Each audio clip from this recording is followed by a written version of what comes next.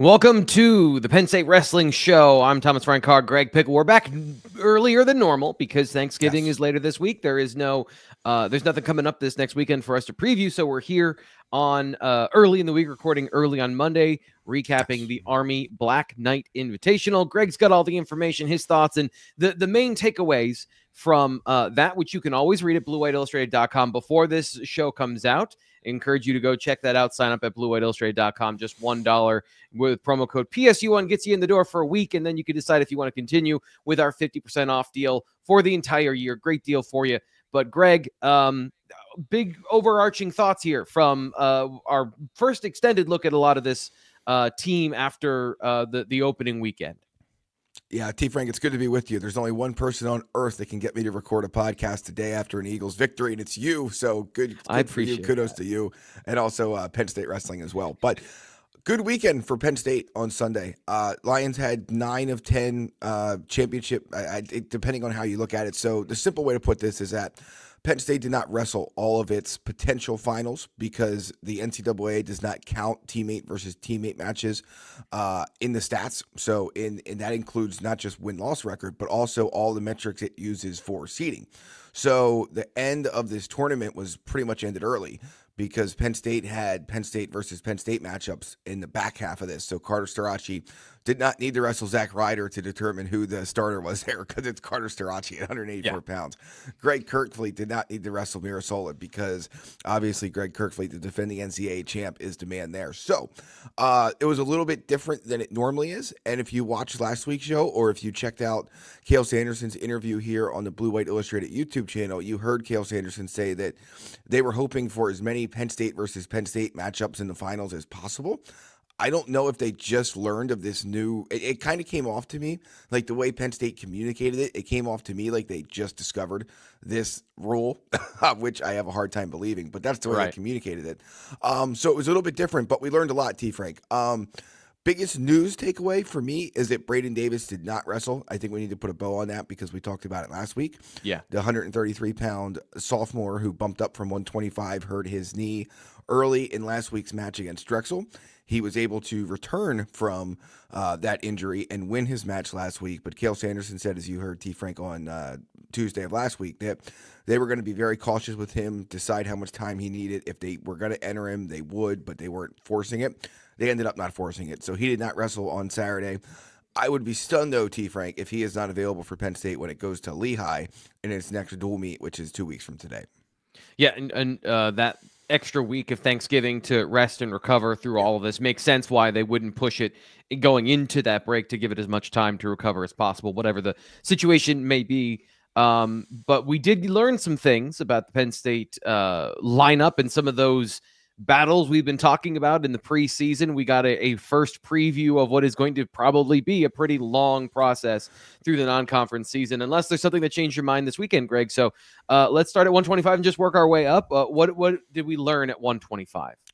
Yeah, so it was Luke Lildall's job all the way, right? I think that most assumed that Lightning Luke, the freshman who came in with almost every single possible accomplishment you could ever have at the high school level, it was his job, but he cemented that this weekend at the Army Black Knight Invitational. He beat Kurt McHenry, the only 125-pound guy on the roster beside him, 8-2. And then he tech-falled Charlie Farmer from Army, the number 21 wrestler in the country at 125, 19-4.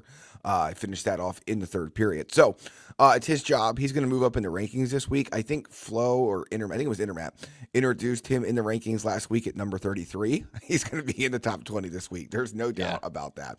And I respect the fact that they wait until he actually wrestles a college match to put him in the rankings. I totally get it. And the forfeit last week allowed them to put him in at the last spot last week. But certainly he deserves to be higher in the rankings. We'll see where he ends up. Check out bluewhiteillustrated.com for that info. We're recording this a little bit earlier than the rankings come out. But 125 is obviously his.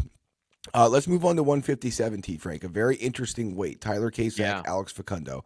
Cael Sanderson said last week, again, you can go watch that here on the Blue White Illustrated YouTube page because he's not going to talk for 2 weeks because they don't have a match for 2 weeks. So that's as good as you're going to get is that or us. So that's up to you. But we appreciate you being here listening. But Cael Sanderson said that they wanted to see how things went against common opponents. Alex Facundo and Tyler Casack did not wrestle any common opponents until they wrestled each other in this tournament. But the key is both dominated. I mean, both ran through the competition that they did face on opposite sides of the bracket in West Point. And then when it got to the finals, Facundo lost 5-2 to Tyler Casack. So that battle is going to continue. I don't think it's done yet. I think that Penn State will let it continue to play out. I think it's Casack's job at the end of the day. I really do. And the end of the day, of course, T. Frank, as we always talk about, is going to be Big Ten season in January. So there's still plenty of time for this to play itself out. That is not the first time they've wrestled off. It's not the last time they've wrestled off, but it's a pretty obviously telling sign of where things stand. So yeah, I think it's Casack's job to lose. I'm not ready to write him in Penn for that job yet, T. Frank, but I think it's obviously his job to lose after winning the Army Black Knight Invitational at 157. Yep. Ask a follow-up here because this is something that Cael Sanderson talked about, with these competitions that are going to go throughout the non-conference season, is he said you don't want it to feel like they're always auditioning for their job in all of these situations, but sometimes it just works out that way. Did it feel like that to you? And I guess, like, how is managing that going right off the bat when they have to face each other in the finals in a situation like that? And I guess what we didn't really talk about that last week. So what's your thought on that feeling about some of these competitions that are going through the non-conference? Yeah, I think that I understood exactly what he was saying, but at the same time, this is what they do. Like Penn State Cael Sanderson and his staff put these guys in this situation every single year. I mean, he is as blunt as can possibly be about the fact that they will use as much of the non-conference portion of the schedule as possible to come up with the final decision. And frankly, they'll use the Big Ten season if they need to. Like I don't want to say you don't care about the regular season, but it's all about the postseason. It's all about they have the margin in their lineup where if they, if those things don't go their way, they got Carter Starachi and Greg Kerfleet and now Luke Lillidahl, and you run down the lineup of they've got enough. They got enough margin for victory there if they want to take these into the Big Tens. Exactly. And so they're worried about the Big Ten tournament somewhat, but the NCAA tournament, obviously, and nationals is what matters to Penn State wrestling. So they will let it play out as long as possible. And if that means these guys are, quote unquote, auditioning for their job into January and February, which I don't think is going to be the case, I think they will pick a winner at 57 and at 97, which I guess we'll get to next. But I think they'll pick a winner, during the holiday break, not this one, the next one. And then by the time things get rolling in early January, I think that Penn State will have its lineup set, barring any unforeseen circumstances. Yeah, so 197, moving on to that, there were 3 wrestlers here that we have to talk about. So what happened at 197 this weekend? Yeah, so Penn State entered Lucas Cochran, Josh Barr, and Connor Mirasola. Mirasola, as you heard Cael Sanderson say back at Media Day, is going to, he's a quote-unquote shoo-in to redshirt. So is his brother Cole, who would have faced Greg Kerfleet in the finals at 285 if Penn State did not decide to no contest that final, which for obvious reasons. I was stunned that Josh Barr beat Connor Mirasola 11-0 by major decision. You want to talk about an impressive win. Connor Mirasola is a guy who, if he was not at Penn State, I think he'd be in almost any other lineup in the country. He's that good. 4-time Wisconsin State champ. And he lost 11-0 to Josh Barr in the semifinals. He ended up finishing third, which was good. He bounced back. And then when you go to the finals match, Lucas Cochran, Josh Barr on opposite sides of the bracket. Barr beats Cochran 10-1 by major decision in the finals. So Casack's job to lose at 57, Josh Barr's job to lose at 97. And I would expect, again, we will have the updated rankings for you guys over at BlueWhiteIllustrated.com once those are out later this week. The Thanksgiving schedule screws up everyone's schedule, so I'm not sure when those will come out. They usually come out Tuesday. It could be later, could be earlier. I don't know. But we'll cover those at BlueWhiteIllustrated.com. But point being, the rankings, for the most part, have had Cochran in so far. I would expect that to change to Barr, and I think it's Barr's job to lose, which is a shame because Lucas Cochran is just like Connor Mirasola. Josh Barr, Connor Mirasola, and Lucas Cochran would all start for almost any other program in the country. Penn State only has room for one of them this year. And it looks to me, T. Frank, after Barr beat Cochran in the finals at the Army Black Knight Invitational, that he's in the driver's seat for that job. And keep in mind, he bumped up, right? 184 was supposed to be the spot for him this year, but that Carter Starachi guy is there. So, Tough one. Yeah. So, what do? You bump up and find your way into the lineup, and it looks to me, based on yesterday's results, that he is going to be the guy for them there. So, time will tell, but I expect the rankings to change this week, and we'll see what they do at Lehigh in 2 weeks. But that would be my assumption at this point in time. So just a little bit left here on the Penn State Wrestling Show from Blue White Illustrated. As always, please subscribe here to the YouTube channel if you're new to this show. If you're a Penn State fanatic of sports in general, we got a lot of great stuff. Signing day is coming up for football next week. And, of course, we have our continuing coverage of the football program as it wraps up the regular season. And we'll have wrestling content for you all the way until the leaves have the trees have buds on them again up in the spring. But right now we're finishing up the Black Knight Invitational. Were there other interesting nuggets that aren't, lineup specific that came out of this? Did we learn anything about wrestlers we want to learn something about this past weekend? Very impressive tournament for Zach Ryder, the freshman who, like Luke Lillidaw, like the Mirasola twins, has accomplished just about everything you could at the high school level. Again, he would have wrestled Carter Starachi in the 184-pound finals if Penn State did not decide to no contest that for obvious reasons, because that match would not have counted for either's record, and all you can do is get hurt, basically. Excuse me. So, before that, though, T. Frank, he beat Brian Sedano, who is the number 21 wrestler, was the number 21 wrestler. We'll see what the new rankings are. I bet he drops. At 184 pounds from Rutgers, 4-2 by decision. He then beat Rutgers' other entered 184-pounder in the semifinals, 4-1. So, impressive start for him to his college career. He is the future for Penn State at one of those upper weights, either 84. I guess he could probably make 74, but I sort of doubt it, but maybe. But 84, he's probably next in line there for Penn State. So, I'm sorry, at not 84. Yes, 84. Yeah. So that'd be my guess at this point. Would be that he is the future for Penn State there, but time will tell. That doesn't feel right to me for some reason, but we'll get back to it. Penn State wrestled a couple other freshmen. Again, the Mirasola brothers look very good. It is 84. I'm not sure why that's giving me a brain issue this morning, but it is. But Penn State wrestled the Mirasola twins. They look very good. They're going to redshirt. Zach Ryder's going to redshirt.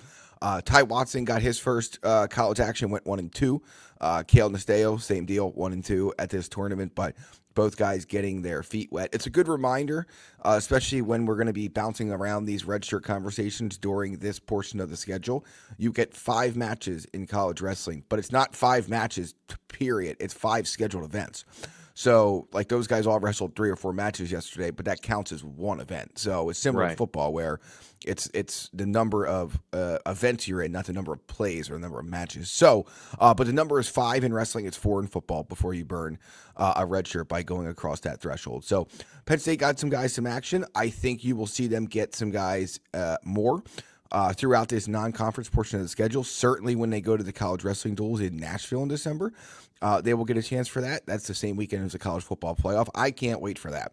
That is going to be one crazy weekend, T. Frank. But we'll see how all that plays out. But it was a good weekend for Penn State. They got exactly what they wanted to. Cael Sanderson said they wanted to go up there, compete against some other people outside of the room, and get matches in. And they got matches in. They got out of there healthy. They got out of there successfully.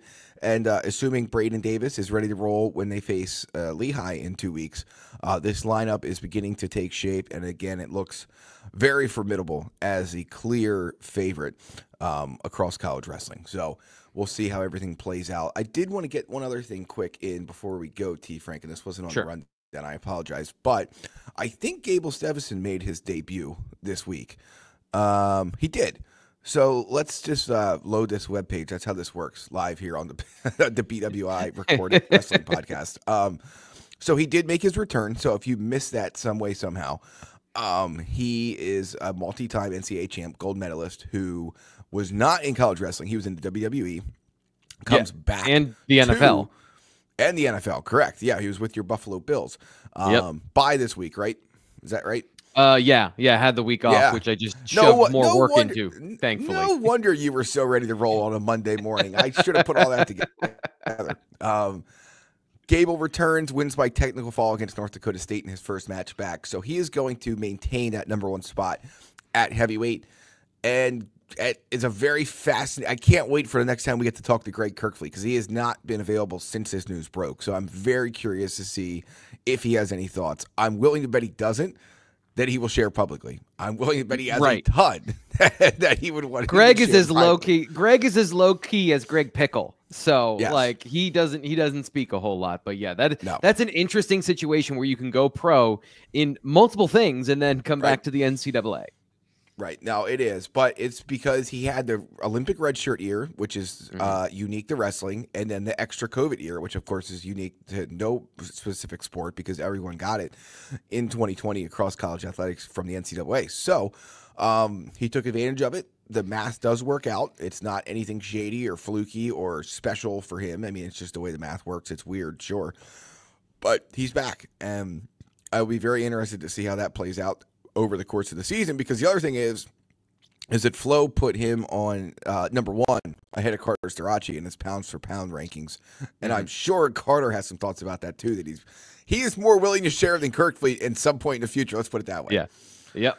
And if and when that happens with Penn State Wrestling, we'll be there to get those thoughts and opinions from Cael Sanderson, and of course the wrestlers made available to us each week when there is a duel coming up on the weekend. So stay tuned for that. Obviously, nothing this coming weekend. Enjoy your Thanksgiving with your family. That's what we're going to be doing as well. So thanks for being here on the Penn State Wrestling Show. Thanks to Greg for getting up early after Saquon Barkley ran for 225 yards last night.